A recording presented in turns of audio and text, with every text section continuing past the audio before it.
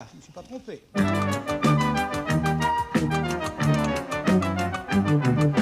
Alors, lequel des trois, de Paul Prébois, de Suzanne Gabriello ou de Jacques Prébois, va vous donner la bonne version de, attention, du mot mauviette, M-A-U-V-I-E-2-T-E. Vous savez tous, bien sûr, ce qu'est une mauviette, n'est-ce pas, Jean-Pierre? Oui, oui, nous avons un premier candidat. Vous n'êtes pas une mauviette, monsieur, j'espère, non? Non, il n'a pas l'air, hein? Non, à voir, comme ça, il est imposant, hein? Oui. Vous êtes sportif, monsieur? Oui, oui. Quel sport pratiquez-vous? Handball. Handball, c'est tout? Oui. Un peu de ski à la Clusa? Du ski à la cuisine, oui, également. Très bien, monsieur. Donc, on écoute vos trois définitions. Il faudra choisir la bonne, monsieur. Voilà, alors la première définition de... C'est l'origine, hein, pas la définition. L'origine, oui, oui, La première origine de mauviette vous est donnée par Paul Prébois. Alors, le mot mauviette est apparu au XVIe siècle. C'est un diminutif de movis. Movis, on appelait movis les alouettes, n'est-ce pas, huppées. Au Moyen-Âge, quand on voyait une alouette huppée, on disait « Oh, la movis, la jolie movis ». Et quand il y avait des pauvres petites alouettes huppées qui étaient jeunes, donc chétives, malingres, un peu souffreteuses, maladives, movis, n'est-ce pas, par extension et diminution, on disait mauviette. Et ça s'est transporté. Après, quand on a vu quelqu'un de faible, on dit qu'est mauviette. Ah, c'est une mauviette.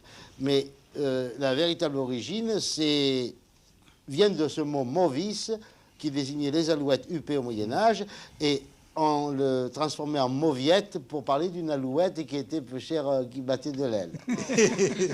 Un peu cher, Suzanne, c'est à vous. Oh là là, c'est touchant, mais c'est pas vrai. Écoutez, j'ai eu de la larme à l'œil. Non, en réalité, c'est un mot d'origine latine. Ça vient du mot malva, c'est un nom de plante.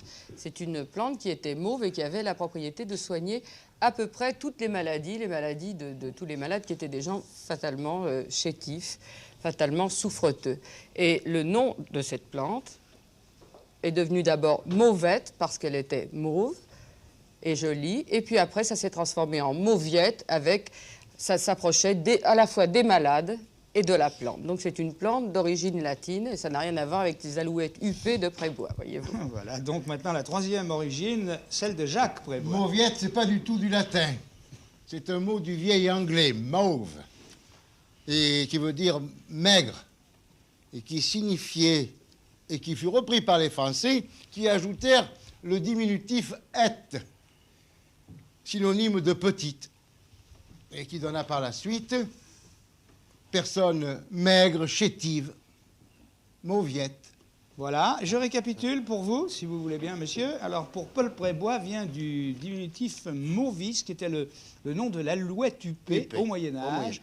Et les petites alouettes huppées, on les a appelées ensuite des mauviettes, parce qu'elles étaient toutes petites.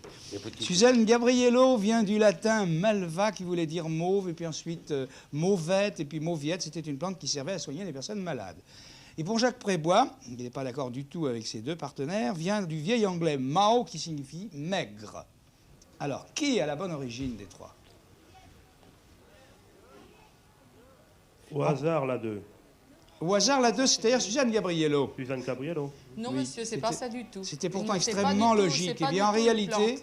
en réalité, c'est Paul Prébois qui Et avait la bonne C'était réponse. pas du règne végétal, c'était du règne animal. Mauvis, c'était vraiment... Tu vas pas tout recommencer. L'alouette huppée, écoutez... C'était effectivement l'alouette Je huppée. n'ai qu'une mauviette.